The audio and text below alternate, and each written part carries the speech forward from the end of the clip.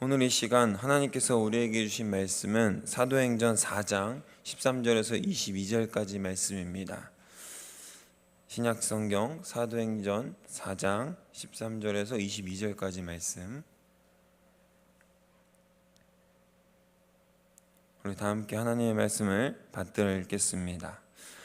그들이 베드로와 요한이 담대하게 말함을 보고 그들을 본래 학문 없는 범인으로 알았다가 이상히 여기며, 또 전에 예수와 함께 있던 줄도 알고, 또 병 나은 사람이 그들과 함께 서 있는 것을 보고 비난할 말이 없는지라 명하여 공회에서 나가라 하고 서로 의논하여 이르되, 이 사람들을 어떻게 할까? 그들로 말미암아 유명한 표적 나타난 것이 예루살렘에 사는 모든 사람에게 알려졌으니 우리도 부인할 수 없는지라. 이것이 민간에 더 퍼지지 못하게 그들을 위협하여 이후에는 이 이름으로 아무에게도 말하지 말게 하자 하고, 그들을 불러 경고하여 도무지 예수의 이름으로 말하지도 말고 가르치지도 말라 하니, 베드로와 요한이 대답하여 이르되, 하나님 앞에서 너희의 말을 듣는 것이 하나님의 말씀을 듣는 것보다 옳은가 판단하라. 우리는 보고 들은 것을 말하지 아니할 수 없다 하니, 관리들이 백성들 때문에 그들을 어떻게 처벌할지 방법을 찾지 못하고 다시 위협하여 놓아주었으니, 이는 모든 사람이 그된 일을 보고 하나님께 영광을 돌림이라. 이 표적으로 병 나은 사람은 40여세나 되었더라. 아멘. 오늘 우리가 나눌 말씀의 제목은 복음 와이파이입니다.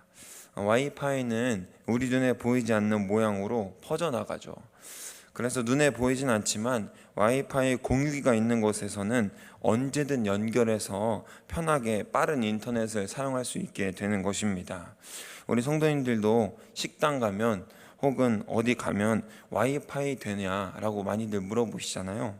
그렇죠?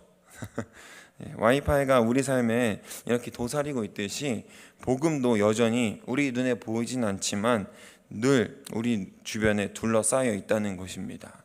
우리는 그 복음을 만나고 전하기만 하면 되는 것입니다.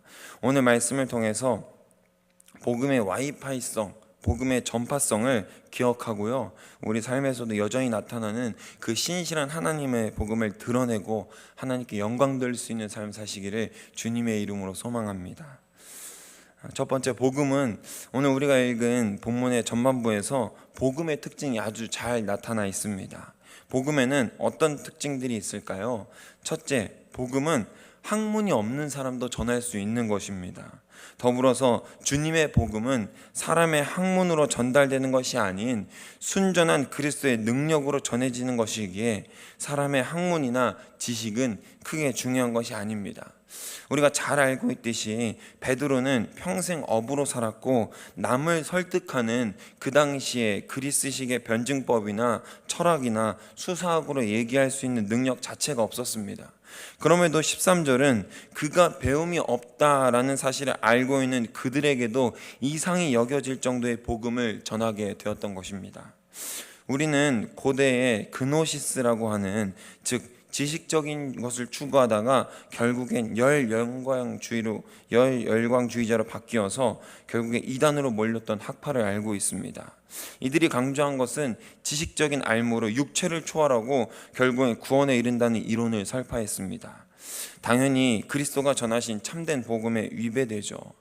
이처럼 복음에는 하나님 능력이 전적으로 필요한다는 것을 깨닫게 됩니다. 두 번째 특징으로는 병 나음입니다. 예수님의 공생의 사역에서 가장 두드러졌던 표적 중 하나이죠. 병을 고치고 그 이적을 통해서 많은 사람들이 예수를 따르게 되었습니다. 예수님이 주신 권능으로 가서 모든 이들에게 아버지와 아들과 성령의 이름으로 세례를 베풀라 명령받은 이 사도들은 주 예수 그리스도의 이름으로 주님의 권능을 사용합니다. 이 권능은 병을 낫게 하고 또 귀신을 끌어냅니다. 또한 이 권능은 인간이 차마 설명할 수 없어 비난할 말조차 없습니다. 속임수다라고 외치고 싶겠지만 그 병고침 받은 자들이 사도들과 함께 있어 그 자체로 증인이 되니 속임수라고 거짓말할 수도 없습니다. 마지막 세 번째 특징으로는 핍박받는다는 것입니다. 그들은 자신의 세속적인 권위로 그들의 나가라고 하는 것밖에 할 수가 없었습니다. 복음의 능력은 지식이 없는데 지식이 있게 하고 병 고치는 이적을 행하고 핍박을 받게 합니다. 다른 앞선 능력은 정말 이적이고 신기한 일인데 마지막 세 번째는 뭔가 복음의 이로운 특징이 아닌 것 같지 않습니까? 아니요, 아주 이롭습니다. 우리 스스로 그리스도의 일을 또 복음을 전한다고 하면서 병을 고치고 내가 모르는 것까지 알므로 선포할 수 있다면 우리 스스로가 얼마나 삶 가운데서 교만해지겠습니까? 그러나 이 복음을 전하는 일은 다른 믿지 않는 자들에게 또 스스로를 믿고 과신하는 자들에게 핍박받게 함으로 주님을 더욱 찾게, 주님을 더욱 신실하게 쫓을 수 있도록 우리를 성장시킨다는 것입니다. 이방인의 사도, 평생 복음 전달자로 살았던 바울은 자신의 육체의 가시를 통해 더욱 그리스도와 하나됨으로 연합했습니다. 우리에게도 가시가 있습니까? 남몰래 앓고 있는 아픔이 있습니까? 남몰래 앓고 있는 콤플렉스가 있습니까? 그것을 통해서, 그 가시를 통해서 더욱 그리스도를 찾고 더욱 그리스도와 하나되어 연합하는 우리 도원동의 모든 성도들이 되시기를 주님의 이름으로 소망하고 축복합니다. 복음은 그런 것입니다. 하나님만을 필요로 하는 전적인 의지가 필요합니다. 마치 갓난아이가 엄마 젖 없이는 살 수 없듯이 우리도 하나님 없이, 하나님의 공급 없이 살 수 없는 사람들이 되길 소망합니다. 우리는 은혜로 살아갑니다. 하나님이 친히 자기 아들을 죽여 우리를 살리시고 자기 사랑을 확정하신 그 복음으로 살아가기를 주님의 이름으로 소망합니다. 두 번째는 그리스도 만세입니다. 1909년 10월 26일 하얼빈 역에서 총성이 울리고 곧 한 남자의 외침이 들립니다. 코레아 우라, 코레아 우라, 코레아 우라. 다들 잘 알고 있듯이 대한의군 참모중장을 지냈던 안중근의 외침이었습니다. 이 외침을 끝으로 그는 다시는 의병 활동을 할 수 없었지만 여전히 그와 또 그가 따랐던 많은 독립투사들 또 그의 뒤를 잇는 후배들이 조선의 독립을 위해 총으로 펜으로 항쟁했습니다. 그로부터 10년 뒤 일제 치하에 있던 조선이라는 작은 나라에서 만세 운동이 시작되었고 이는 곧 전국적으로 확산되어서 곳곳에서 대한독립 만세를 외치는 비폭력 시위가 전개되었습니다. 일제는 이에 맞서 폭력으로 제압하고 또 제압했지만 한번 불타오른 이 열기는 식을 줄 몰랐습니다. 억압하면 억압할수록, 반대하면 할수록 하고 싶어지는 욕구를 심리용어로 칼리굴라 효과라고 합니다. 한마디로 청개구리 효과라고도 불리는 현상인데요, 하지 말라고 하면 더 하고 싶어지는 어떤 인간의 알 수 없는 그 욕구 있잖아요. 한국의 독립운동도 마찬가지였다는 겁니다. 모두들에게 하지 말라고, 죽는다고, 그렇게 하면 죽을 수밖에 없다고, 우리 다 죽는다고 그렇게 얘기함에도 불구하고 독립투사들은 누군가 말리는데도 불구하고, 가족들이 말리는데도 그 값을 치르기 위해서 목숨을 바쳤습니다. 결국 그들 모두가 대한의 독립을 보지 못했지만 우리는 여전히 그들을 기억하며 또 어떤 이들은 가슴 깊은 곳에서부터 감사함을 느끼며 살고 있는 분들도 있을 것입니다. 왜 이 이야기를 하냐면요, 복음도 마찬가지라는 겁니다. 이 복음으로 인해 많은 이들이 죽었고 또 이용당하고 고통당했습니다. 반대하면 할수록 더욱 복음도 뻗어나갑니다. 오늘 본문에서도 17절, 18절 보면 민간에 퍼져나가지 못하도록 위협하고 예수 이름으로 가르치지 못하게 하자고 의논하고 있습니다. 하지만 그리스도는 더욱 계속해서 전해져 갑니다. 매일 맞아도 죽어도 그 사랑의 복음은 계속해서 전달해 졌습니다. 오늘날 우리가 편하게 믿고 있는 예수 그리스도를 믿는 것이 죄가 아닌 이 시대에 살고 있는 우리에게 안전하게 오기까지는 많은 이들의 희생이 있었다는 것입니다. 그들이 목숨을 바쳐 그렇게 하지 말라고, 죽는다고 반대했던 이유 있음에도, 반대를 했던 그 순간에도 그리스도 만세를 부르기 위해 온 세상에 오신, 우리를 사랑하셔서 목숨을 버리고 그런 주의 이름을 부르기만 하면 구원해 주시겠다는 그 복음을 전하기 위해 많은 믿음의 선인들이 숭고한 목숨을 바쳤다는 것입니다. 우리는 그런 피값 위에 세워진 오늘날의 교회를 섬기고 있는 것입니다. 그리스도 만세를 외치고 있으십니까? 하나님이 이 땅에, 우리 지역에, 우리 사회에, 또 우리 교회에, 나에게 바로 세워져 있으십니까? 오늘 바라기는 우리 삶 가운데에 그리스도 만세가 있기를 소망합니다. 대한독립 만세를 외쳤던 이들의 마음을 우리 신앙에도 적용해 보는 겁니다.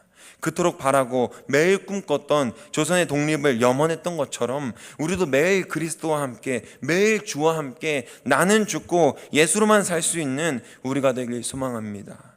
그리스도 만세이십니까? 그리스도 만세이십니까? 우리 삶에 주님으로 가득 차길, 주님만이 온 땅의 주인이심을 거룩하게 선포하며 나아가는 우리가 되길 소망합니다. 우리 마지막에는요, 복음의 와이파이성을 다시 한 번 더 얘기하려고 합니다. 1921년 데이빗과 스베아 플러드 선교사 부부가 아프리카 중심부 콩고령, 벨기에령 콩고라고 불리는 지역에 선교를 갔습니다. 그곳에서 선교사 부부를 만났고 이들 4명은 한 번도 예수 이름을 들어본 적이 없는 곳에 가서 선교하기로 마음을 먹고 들어갑니다. 그런데 마을 족장이 이들이 들어와서 사는 것을 허락해 주지 않는 거예요. 그래서 어쩔 수 없이 마을에서 떨어진 1.5km 정도 떨어진 곳에서 선교를 하기 시작했습니다. 계속 선교를 진행했죠. 그런데 이들을 눈에 보이는 성과가 없는 거예요. 이들의 성과라고는 4명이서 열심히 전도했는데 딱 1명, 이들에게 음식을 팔러 온 마을 소년 1명만 전도를 할 수밖에 없었어요. 그러다가 이제 먼저 만났던 선교사 부부는 말라리아에 걸려서 일찍 귀국하게 되고, 이 스베아 플러드도 부인이죠, 데이빗의 부인도 말라리아에 걸려서 임신 중에 말라리아에 걸려서 아이를 낳고 죽게 돼요. 이 상황을 비관한 데이빗은 이제는 이 선교가 끝이 났다, 하나님이 내 인생을 망쳐놓으셨다, 도저히 선교라고는 찾아볼 수 없는 이곳에서, 열매를 거둘 수 없는 이곳에서 나의 선교는 끝이 났다 라고 얘기하며 그 선교센터 본부에 자신과 스베아가 낳았던 그 아이를 맡기고 고향으로 돌아가 버립니다. 스웨덴으로 돌아가 버려요. 그리고 이 아이는 선교 본부에서 미국으로 보내져서 키워지고 한 스웨덴 잡지를 보는데 웬 시골 마을에 하얀 십자가 위에 돌무덤이 있는 이름을 보게 된 거예요. 스베아 플러드. 단번에 이 이름이 자신의 어머니 이름인 걸 알아봤어요. 그리고 그녀는 이제 스웨덴을 가서 이것을 해석해 줄 수 있는 사람, 그리고 자신의 아버지가 있는 곳을 수소문하기 시작했습니다. 아버지를 만났습니다. 기적적으로 아버지를 만났더니 이미 재혼해서 아이를 4명이나 두셨어요. 그런데 더 충격적인 건 하나님께서 내 인생을 망쳐놨다 얘기했던 것처럼, 그가 그렇게 선포했던 것처럼 술로 인해서 인생이 완전히 망가져 있는 거예요. 그리고 그의 자녀들이 4명이나 있던 자녀들이 스베아 플러드의 딸에게 얘기합니다. 아버지를 만나게 해줄 수는 있다. 그러나 아버지가 하나님 이야기만 하면 버럭 화를 내더라. 하나님 이야기는 하지 않았으면 좋겠다. 그러나 그녀는 가서 얘기합니다. 아버지, 중요한 얘기예요. 어떤 얘기냐면요, 아버지가 실패했다고 얘기했던 그 선교 지역, 그 콩고에서 아버지가 전도했던 그 한 소년이 자라서 온 마을에 예수 그리스도를 선포해서 이제는 그 마을이 예수 그리스도를 믿는 지역이 되었습니다. 아멘. 할렐루야. 아멘이십니까? 우리는 하나님의 능력을 볼 수 없습니다. 다 볼 수 없습니다. 우리 대해서 보면 참 좋겠지만 다 볼 수 없는 게 현실입니다. 그러나 아이러니하게도 인간은 우리가 어떤 것을 하면요, 그것에 대한 결과를 항상 얻고 싶어 합니다. 그러나 진정한 믿음의 신앙인들은요, 그 결과를 내 대해서 이루기만을 바라지 않습니다. 내 대해서 이루게 하시는 것이 하나님 뜻이라면요, 그것이 내 대해서 이루어질 것입니다. 내 눈앞에서 역사로 나타날 것입니다. 그러나 그것이 하나님 뜻이 아니라면요, 내 후손에서 또 내 후손에서 또 내가 전한 그 친구들 속에서 그런 복음의 역사가, 성령의 인도하심이 나타날 줄로 믿습니다. 우리는 그러한 소망을 가지고 가는 사람들입니다. 이것이 바로 하나님의 복음의 신비성과 신실성인 줄로 믿습니다. 우리가 거두는 것이 아니요, 우리가 보는 것이 아닌 그런 어려운 개념인 것이죠. 그러나 우리는 보지 못해도, 우리는 거두지 못해도 반드시 이루시고 반드시 거두실 그 하나님의 신실성을 기대어서 온전한 믿음으로 살아갈 수 있기를 소망합니다. 이 복음이라는 것은 와이파이를 어딜 가나 켜고 어딜 가나 연결시켜주는 것과 동일합니다. 우리가 이 개념을 가지고 우리 스스로만 이 복음을 꽁꽁 싸매고 우리만 알고 있자, 우리만 패스워드를 걸어놓고 우리 거니까 우리만 알고 있자 라고 얘기하는 것이 아니라요, 잘 보면 제 말씀이 누군지 생각이 나죠. 유대인들이죠. 우리는 선택된 백성이고 우리만 구원받을 수 있어. 이방인들 구원 없어. 너희 할례도 없잖아. 그것이 복음이 아니라요, 누구에게나 사랑하셔서 오신 예수 그리스도를 믿는 자들에게, 주 예수 그리스도의 이름을 부르는 자들에게 구원을 하신다고 하나님께서 분명히 말씀하셨기 때문에 우리는 그런 복음을 락을 걸어놓는 것이 아니라 누구에게나 퍼져갈 수 있도록 누구에게나 전하는 그런 우리가 되기를 소망합니다. 말씀을 정리하려고 합니다. 사랑하는 도암동교회 성도 여러분, 복음의 모양은 안으로가 아니라 밖으로 퍼져나가는 것입니다. 와이파이 모양 다들 아시죠? 안으로 들어와서 밖으로 퍼져나가는 복음의 모양과 똑같지 않습니까?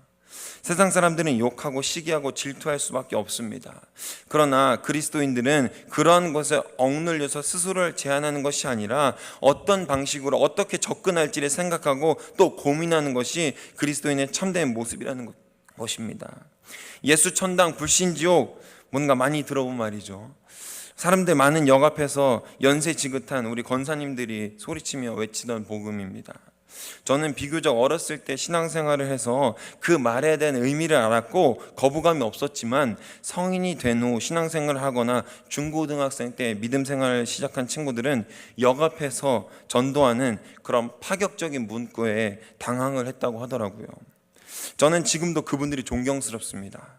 한편으로는 대단하죠. 아무도 알아주지 않는데 어디 교회를 홍보하는 것도 아니고 그저 예수님이 아니면 지옥에 간다, 그러니까 예수 믿고 천국 가자라는 복음을 선포하고 있습니다. 오늘날의 관점에서 방법론적으로 잘못되었을 수 있습니다. 이제는 이러한 진리의 외침에 사람들이 거부감을 느끼기 시작했으니까요. 그러나 우리는 이런 분들의 열정과 진리에 대한 복음 전파의 사명을 우리 삶에 어떻게 드러낼 수 있을지, 더욱더 신실하고 지혜롭게 어떻게 전할 수 있을지 고민해 봐야 한다는 것입니다. 저번 주에 교육부의 여름 행사 전단이 붙은 스티커를 만들어서 물티슈에 붙여서 전도를 나갔습니다.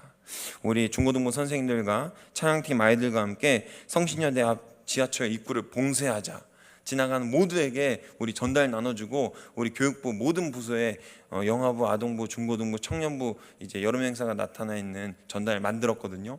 우리 교회가 이런 행사를 한다, 어서 와라, 환영하고 축복한다 라는 마음을 담아서 성신여대 입구를 봉쇄하자 이렇게 나갔습니다.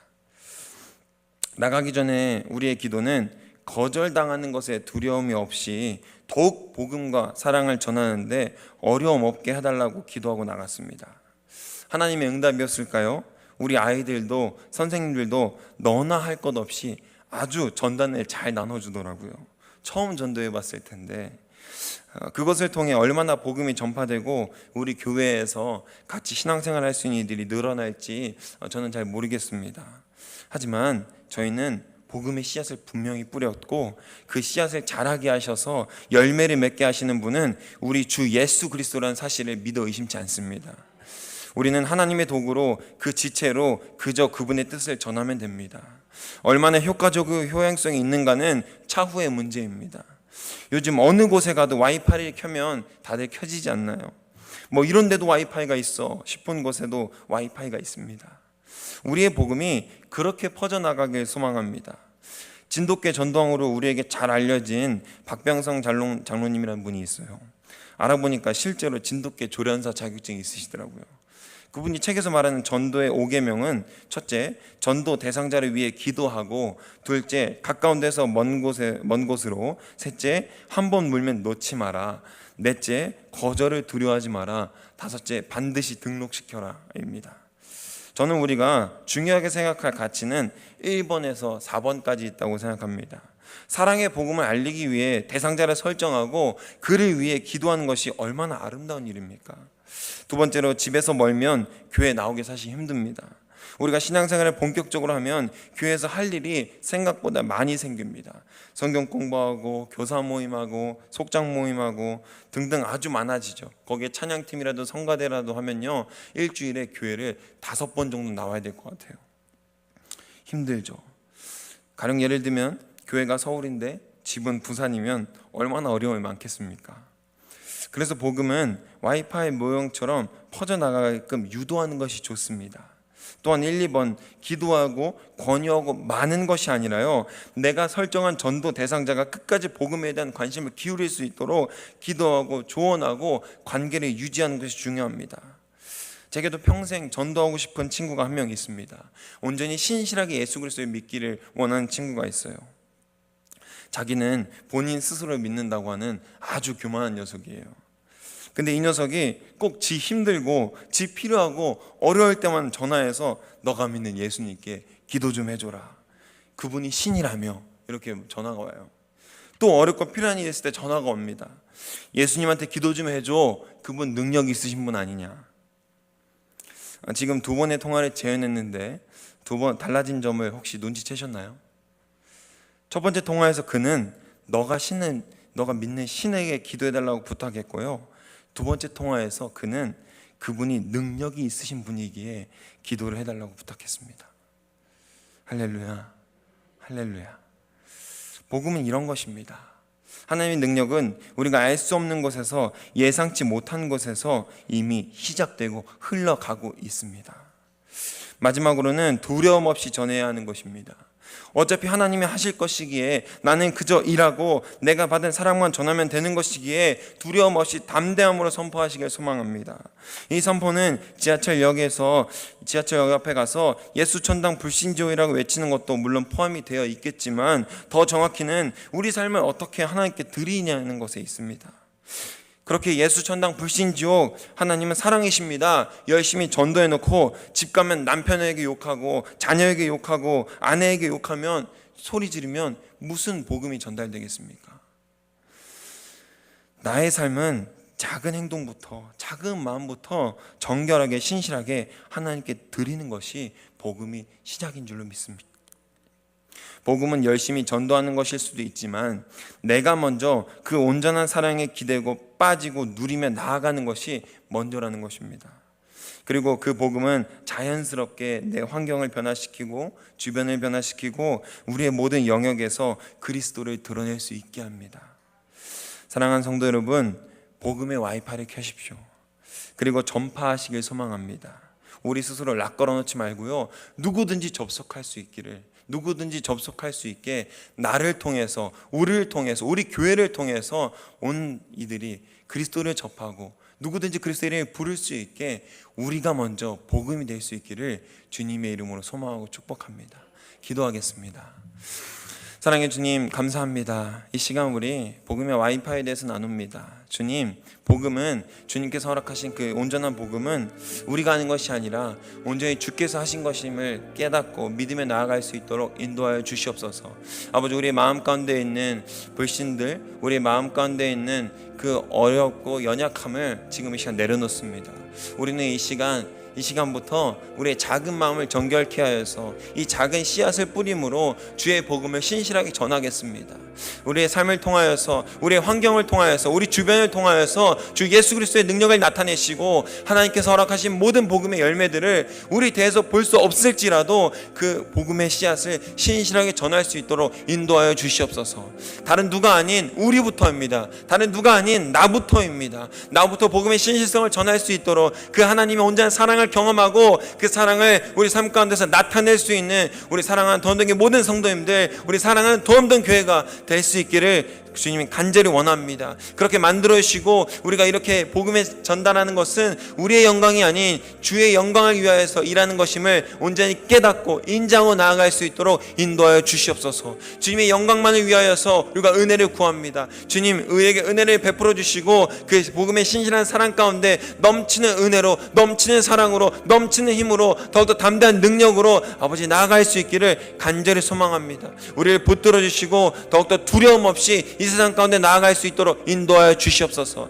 이 세상 가운데 나아갈 때에 어떤 두려움 없이, 또 어떤 생각 없이 온전히 주의 사랑만을 가지고 우리의 작은 믿음과 생각을 가지고 나아가는 것이 아니라 온전한 주님의 마음과 주님의 거룩한 것을 가지고 그 참 진리를 가지고 나아갈 수 있도록 주님 붙들어 주시옵소서. 우리 마음을 정결케 하시고 우리의 작은 마음이 온 세상에, 우리의 작은 행동이 온 지역에 선포될 수 있도록 주님 붙들어 주시옵소서.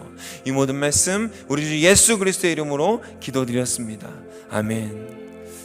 사랑해 주님 감사합니다. 아버지, 이 시간 복음의 신실성을 기억합니다. 우리 스스로 할 수 없습니다. 하나님, 이 시간 우리 마음 가운데 있는 주님의 능력을 허락하게 하시고 주님의 능력이 이 세상 가운데 전파될 수 있도록, 전달될 수 있도록 아버지 붙들어 주시옵소서. 하나님의